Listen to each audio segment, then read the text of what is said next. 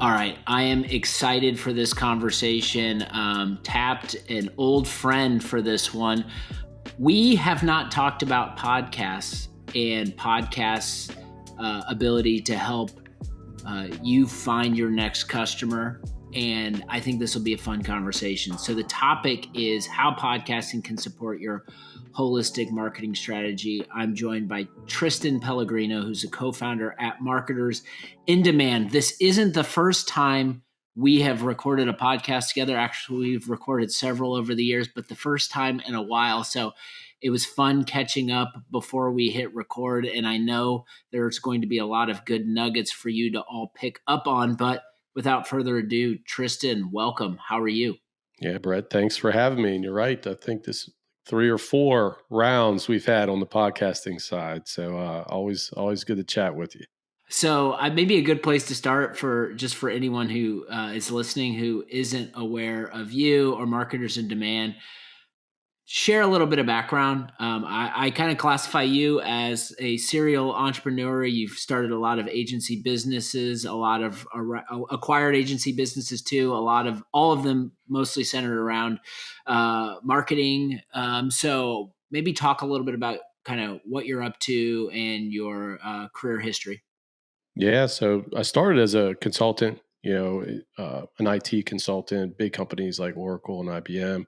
And then, I always wanted to be an entrepreneur. That's how I got drawn to the agency world. Just wanted to really solve the marketing problem that a lot of technology companies have. I saw it firsthand when I was selling both technology and services together. It was, we had messaging problems, we had differentiation problems, and we didn't really know how to position ourselves in proposals all the time. And it was just a fascinating problem to solve. And so went to grad school, I got an MBA in marketing, and really ventured out in the agency space to really focus on how to market technology products and services. And been in the agency world for, I'm scared to say, Brett, maybe 2 decades. Jeez. We like to have experienced entrepreneurs on the Yeah, show, so you check some old that box. guys. So I'm the old vet that you brought in for this crotchety perspective on the industry. But yeah, so this latest round of agencies, working on building a holding company. It has 3 agencies right now, all focused on helping small, scrappy teams at B2B tech companies do better marketing, and that's what we're trying to do. So I led with the topic. We're going to be talking about podcasting, and I think podcasting means a lot of different things to a lot of different people. Podcasting for businesses is a whole broad category, and it's seen a massive transformation, I think, over the last 5 or 6 years, ever since I've been doing it. Maybe talk about the opportunity that you saw early in podcasting for businesses and what those signals were that caused you to kind of go all in on it. Yeah, it's funny. Motion is the agency, which is now a video series and podcast agency, but didn't start that way. We were just video content for business essentially, and we would do a lot of your standard corporate videos, about us videos. We did a lot of animated explainers. The one challenge that we had was, these one-off projects are great. Companies come to us to do that demo video that lives as a hero on the homepage, or a product release video where you have some exciting new features that you want to get across. And those were great one-time projects, and companies would come back to us, but they all struggle with something very similar that we saw was this recurring content series and this sustainable content program that companies just couldn't seem to solve. And that's where they had a lot of gaps, and you would have a lot of ebbs and flows in how you would create content. And it seems like projects would always pile up, and you were always behind things, and everything was, it was such a fire drill every time that you had to get something out.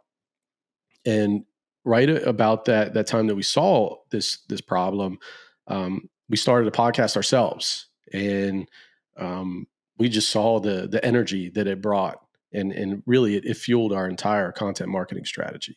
And, as an agency, we kind of solved the problem for ourselves. And we were like, wait, we have all these capabilities in house.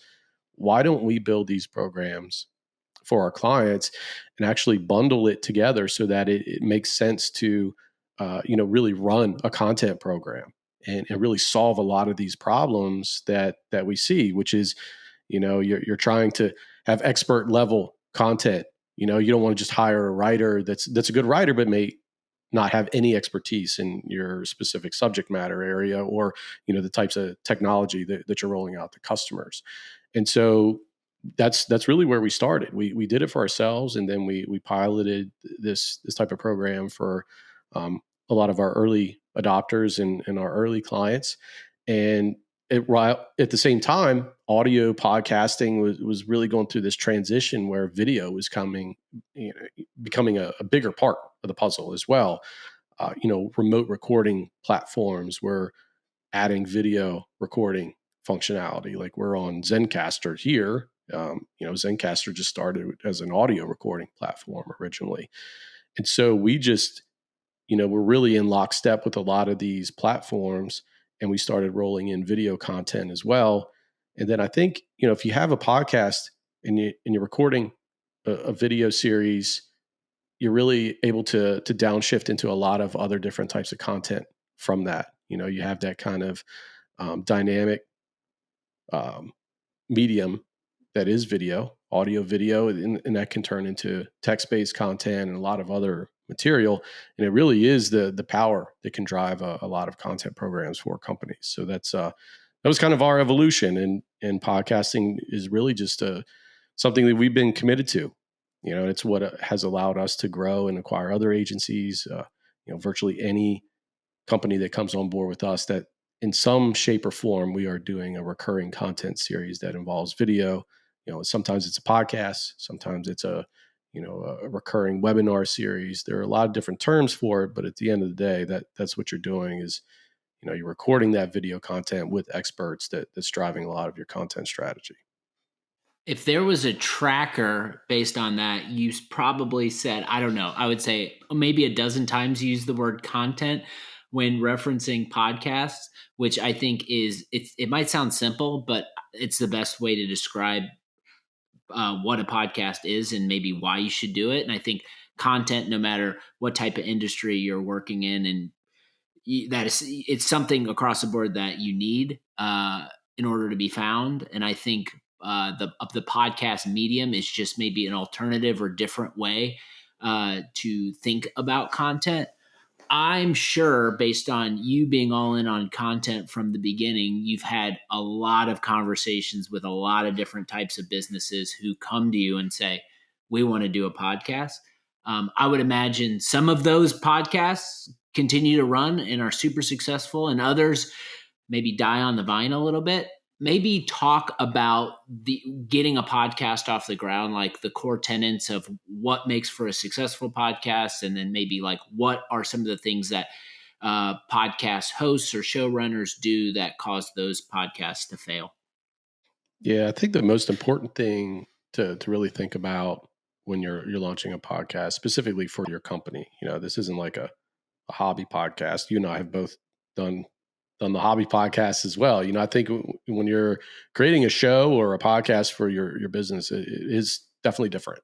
I always like to boil it down to it's really two main things: who is the podcast for, and how does it help? And if you can think about those two big bullet points up front, early, everything kind of builds off of those two things. And when you're thinking about those two bullet points, it also just ties back to your company, right? So if you think about who's the podcast for, those are quite frequently, and they should be, your target customers. And then how does it help? Well, this is where you're able to tie your podcast or your show to your products and solutions. But you're not just reserved to talking about your product all the time. You're connecting it to other things that are really important to your audience. And I think that's the interesting part of a podcast is you are able to get out on the fringes a little bit and talk about things that don't focus on your product specifically or features that you're rolling out, but it is just solving these problems that are connected to what you do. And, you can kind of go a little broad or you can bring it in a little closer. The podcasting medium has that flexibility, which I think is really interesting. The reason I see a lot of podcasts fail is I believe a lot of companies view it as a channel versus this uh, really foundation for your content strategy. And it's funny, a lot of the clients that come on, some, like you mentioned, Brett, do come to us and are like, hey, I do want a podcast. I'm looking for X, Y, and Z services to get that done. We want to outsource or we want to bring on a team to help us get it done each and every week. It's a job to be done. On the flip side, we do work with clients that are looking for a content strategy and then execution, but they're not sure how to do it consistently or how to create content consistently. And a lot of times that's when we back into a podcast as a way to solve that problem, which brings us back to our roots, which is really using a podcast to solve a lot of those content challenges that you have as far as creating a recurring series that really matters to your audience. Tristan, as an advocate for podcasting, it always pains me when I hear about someone starting a podcast and then like 6 episodes in, the plug gets pulled because whoever's in charge, the CEO, CMO, VP of marketing, is looking at baseline metrics like downloads and things like that in order to justify its existence. I think it's different for everyone, but I don't know, if you're starting a podcast right now because you're trying to build your brand, you're trying to get your target audience to consume your content and get to know you, what are your recommendations, or what do you advise your clients on in terms of like how to measure it and how to be successful and be able to track what they're doing with actual business outcomes? I think the first step is thinking about the podcast as a way to build your content for like a year. Like look outward beyond a quarter. Um, and Brett, you and I were just talking before we jumped on about like quarterly goals and how you meet with your team and define what it is that you want to accomplish for the quarter. That is great, but I think when you build that podcast and you're launching one, it's like think about it as a way to create the best content for your company for the next year. And if you look at it through that lens, you take off some of that pressure, and you're not coming out of the gates looking for downloads, and you're not answering the question from maybe the CEO or leadership where they're like, all right, well, this new channel that you wanted to turn on, how's it doing? Is it are we at 50, 100, thousands of downloads? Where do we sit? How does that compare to paid search, or how does it compare to the organic traffic that we're generating from a series of blog posts that we publish? And I think if you try to control that narrative from the very beginning, it does help you really sustain that level of commitment for at least that first year, maybe even beyond. But the message has to be that it's going to power all of your content, and it's not just that channel. And I know, Brett, search is a big part of what you're doing. I think, and I'm interested to even get your perspective on that. I mean, podcasting can drive a lot of the content that you create for organic traffic. You can optimize it in a way that maybe you do an episode that's focused on one of the key categories that you're trying to rank for, a specific keyword, what have you, and then you can optimize that content later for search. But you're starting with something that matters to your customers first, and I think that's what people wrestle with. They feel like they got to turn on a channel and it's got to generate ROI in this really linear fashion, and it's in reality doesn't happen. I love this. And maybe we'll give listeners and people watching a peek behind the curtain at Numa just as we're talking through this. That was something I had never thought about before starting. This is going to be podcast inception, everyone. Before we started the Search Economy podcast, but here at Numa, but the idea was we first need to establish a narrative, and so we're telling a story that we're taking to market. And the search economy is a podcast where we're able to help support our narrative and have other guests share it too. Now, from an SEO perspective, when we're in market and when we're on sales calls, we want people to, when they hear the search economy, they already know us and they've seen it somewhere and they know what we do. But like an example and something I'll do that's simple, I'll just like Google the search economy on Google, and the first thing that always pops up is the podcast and snippets of the podcast, images of the podcast. And that's something, prior to this experience, I never really thought about. But the consistency, like you talked about earlier, Tristan, of doing reoccurring content through a podcast inevitably will help support uh, your position in whatever search terms that you want to rank for. And that's happened for us without even really being intentional about it. Now, if you're intentional about it, I think, it's a whole new ball game. But I think maybe just to ask you, you've talked about the different channels. I would imagine people coming in and wanting to start a podcast are probably doing SEO already. They're probably doing content already. They're probably already on LinkedIn already. How do you talk about how starting a podcast kind of connects the dots with all of those other channels and approaches that marketers are traditionally doing? Yeah, so we create something called a content plan, and that's really where we figure out at a high level, and you probably do something similar, Brett, with clients. It's like what do you want your website or your company to be known for? And you start there. Like, what are the big categories? Some people call them content pillars. There are a lot of different names for it. But you do have to decide. Like maybe what are those 4 to 8 things you want to be known for? And so we start the content plan there, and then it's like, okay, so what kind of vehicle are we going to use to create consistent content? And that's where we get into looking at a team's strengths. And so that's the fun part. It's like people also say podcasting, but there are a lot of different ways to podcast. I mean, you've done a lot of solo podcast episodes, and a lot of people just think, oh, it's just an interview show. It doesn't have to be. You can do podcasting a lot of different ways. You can have a recurring roundtable that comes on once a month, and that's your series there. There's a lot of just different ways to handle it, and that's the fun part. When we are working with that content series, we're trying to figure out, what are your strengths as a team? Do you have someone that's very charismatic and would be a great host that would engage with other interviewees? If not, do you have like a lot of internal experts that we could perhaps interview, and maybe you don't even have a host? I mean, I think there are 10 to 15 shows that we produce that they don't even have a host from the company. It's someone from our team that's the producer, and it actually comes across as more of a solo podcast at the end of the day. It's kind of like that documentary style. You never see the host asking the questions, but we're able to remove that obstacle where it's like, who's the host going to be?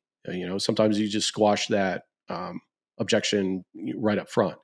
But that's really that content plan piece. And then that's where, you're creating this content that matters to your audience, and it's really contributing to those factors that you want to be known for as a company.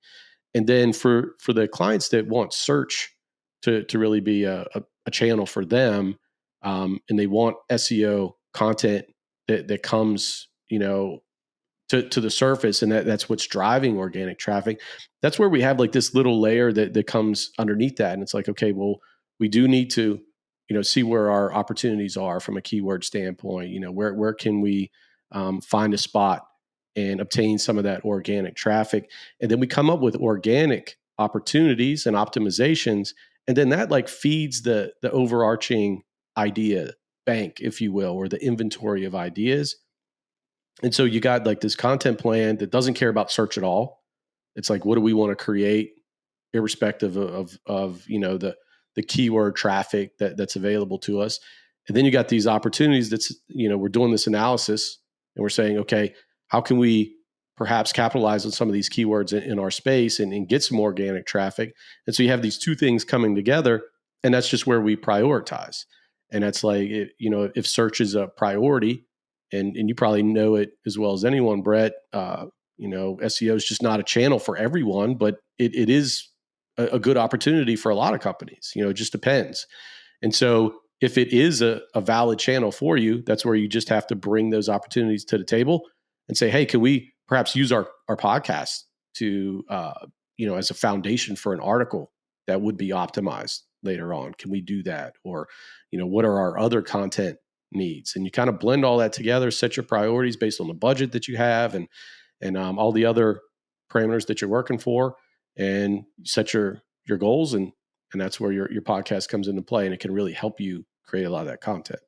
I told myself I'd only do one of these like asking for a friend questions, but I'm going to use my asking for a friend question here where what's your advice when you've got a category that there's a ton of competition?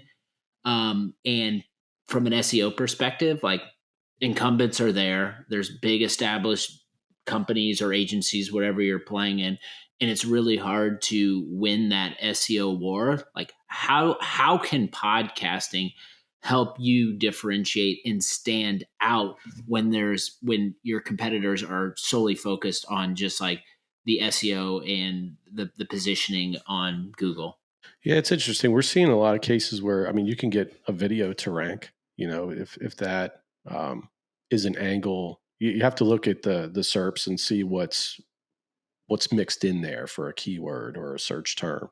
You can have a video that ranks that maybe stems from a podcast conversation that you have. So that's like a piece of content that could be highly visible right there. It's not even written piece that's on your website.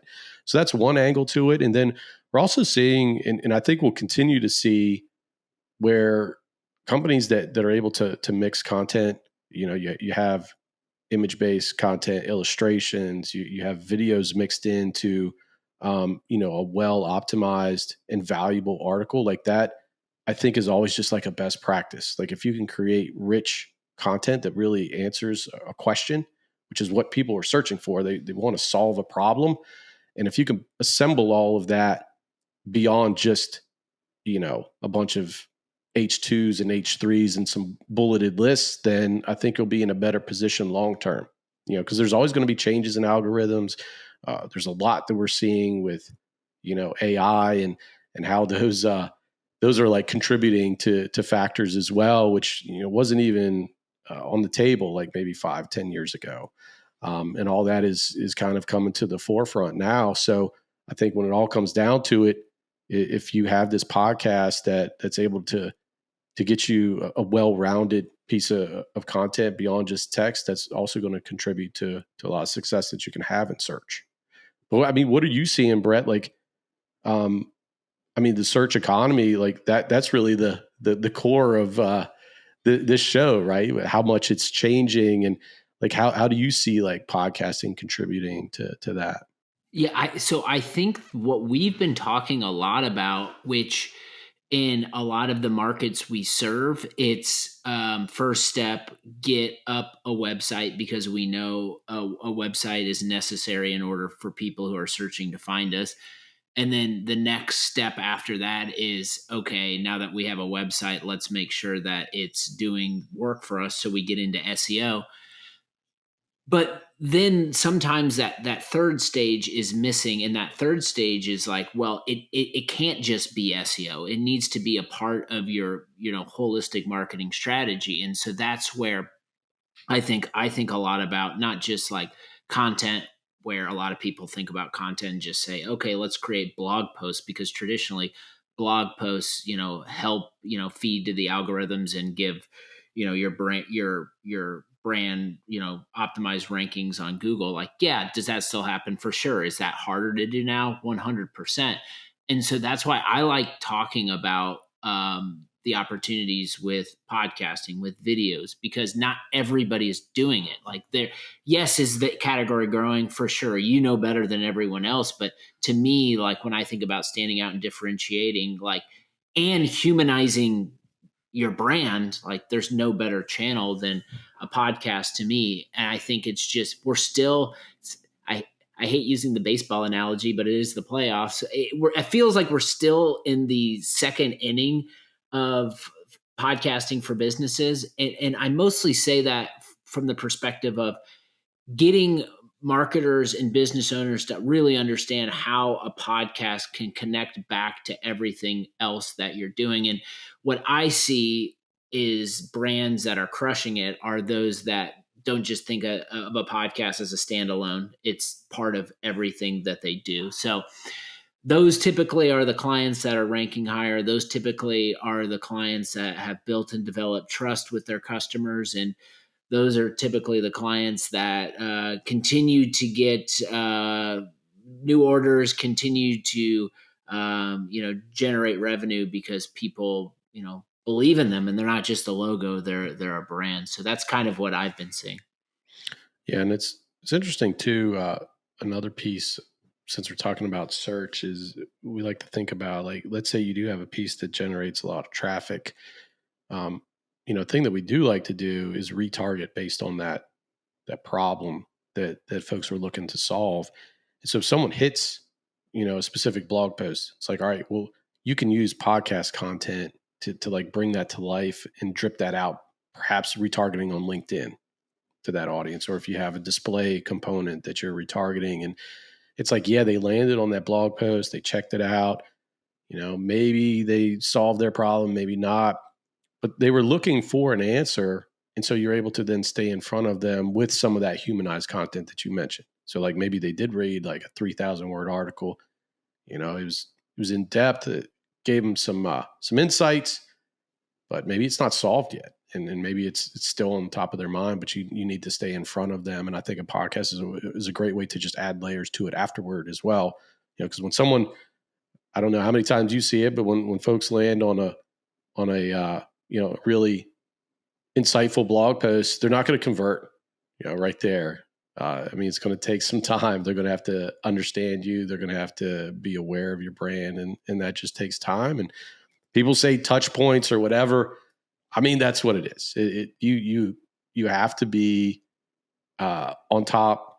You got to be top of mind. Sorry, when folks are thinking about solving that problem, when it does, jump to the top of their list. It's like, all right, this quarter I have to at least make a dent into this problem. I remember reading this blog post. I've seen a lot of this stuff come through. I'm going to now reach out to sales. And that's typically what happens, especially in that B2B, more complex sales cycle. How important is, like, I'm just thinking about some elements of podcasting. We talked about the host earlier, like host personality versus like theme topic versus consistency of delivering the episode, like all the factors that make podcasts. Like, how would you talk about, like, maybe what's the most important to what's something people think is maybe really important, but maybe not really is? Like, how can you share that with the audience? Yeah, I think that the one big thing that folks get wrong is they're like, I need a host. Who's going to host it? And it's such a huge barrier. And we would do a lot of coaching, early on, because we were very on board with having that host, that voice from the company. But then we just had to solve that problem in other ways. And so we kind of grew into other formats and other styles of podcasting. And to be honest, some of the series that we produce, I don't even know if you would consider it to be a podcast, because in some cases they're not even delivered in an audio format through Spotify, et cetera. But they're a recurring series, predominantly delivered through video, served in a lot of different ways. YouTube obviously is a big distribution there, but then it's also like we're also creating an experience on the company's website as well. And so I think that's definitely something folks get hung up on is who's going to host it, who's going to do the interviews. And it's like, wait, we're kind of downstream a little too far. Let's pull it back a little bit. Let's think, once again, what are those two big things we're trying to accomplish? Who's this for? Like, who's our audience? And then how are we going to help them? What types of things do we want to communicate on a recurring basis? What's valuable? And then we always like to look internally, like what are the core strengths of an organization?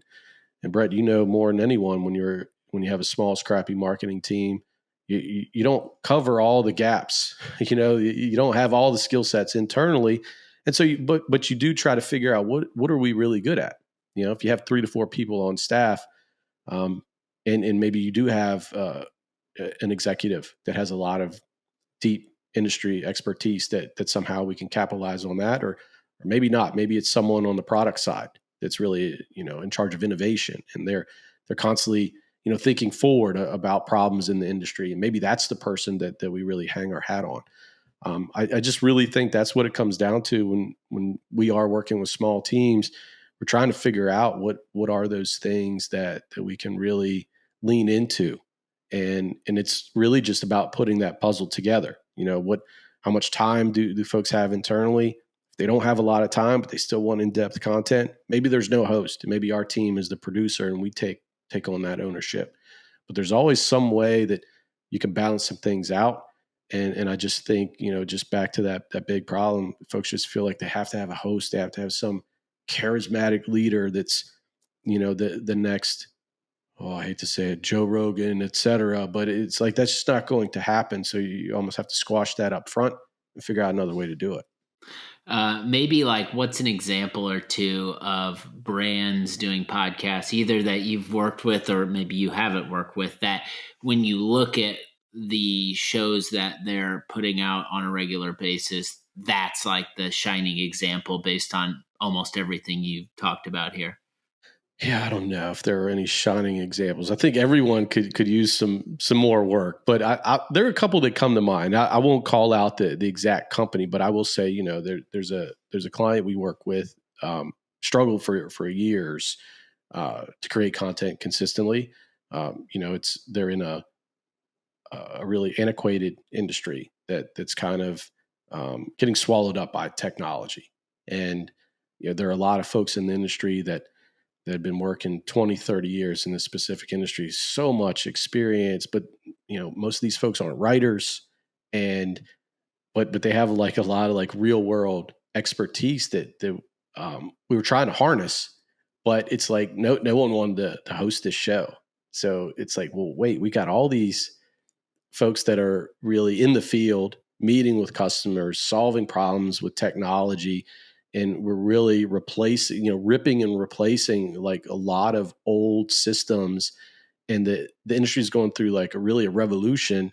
These are things we need to really bring to the surface, and so that's where we just said, all right, there will be no host. Our team is going to conduct these interviews, and we're going to work with your team to develop questions, and we were just going to be curious as your agency, and we're just going to build our own knowledge as well. So we kind of went on this um, exploration of hey, like what's the industry going through right now, why, what are some of the ways we're solving this problem, and all this technology is converging, is really just fascinating time. And it's just a way that we handled it without any host at all. And I don't even know if that was the intent, that we went in that project with it, but it just kind of landed that way. And we've done that more often, where it's like, all right, do we not have a host, or is there not an industry expert that we can perhaps pull in to be the host? If that's not the case, how else can we solve that problem? You said two things there that resonate with me. The importance of curiosity when you're starting a podcast. That is table stakes to me. You have to be curious. And then exploration. I've always viewed starting a podcast feels like you're exploring a new topic, a new field, individuals, and having that exploratory mindset has always driven my podcasting approach. So maybe Tristan, before we let you out of here, based on everything that you shared, which I'd say there's a ton of good nuggets in here, what would you leave people with as kind of maybe the most important piece of feedback for anyone out there listening who is thinking about getting a podcast off the ground for their business and making it a part of kind of their holistic marketing strategy? Yeah, the big thing that comes to mind, Brett, is maybe a question you asked earlier, about like how to measure the impact of a podcast. And it's funny, it's like we have people come to us all the time. It's like, what can I expect from a download perspective? And it's like, well, we can solve the download problem. We can run paid media. We can get you downloads. But it's like, what if we flip it all around and say, what if we don't have a single download for the first year? Okay. So let's have these interviews, let's have these episodes, and let's create a lot of content for, really the entire customer journey. We'll have some awareness based content, to get our brand out there and our perspective on the industry. And then we'll be on the complete opposite side of the funnel, so to speak. And we'll do some episodes that are purely for sales enablement. And so let's use this as a vehicle to create that content. We will have 0 downloads for the first year, and let's see how that gets us compared to perhaps the previous 12 months. And we'll compare the content, the depth of the content, the expertise that we're allowed to pull through, from your particular company, and let's compare. And if you can kind of sell that narrative and give yourself some space to work, then I think you'll be in a much better spot than chasing downloads in that first 2 to 3 months. Hopefully you all have a better understanding of how podcasting can fit into your business. If you have any questions, we'll drop Tristan's LinkedIn in the show notes, and we will link out to his site. Tristan, always fun catching up. Thanks so much for dropping your knowledge.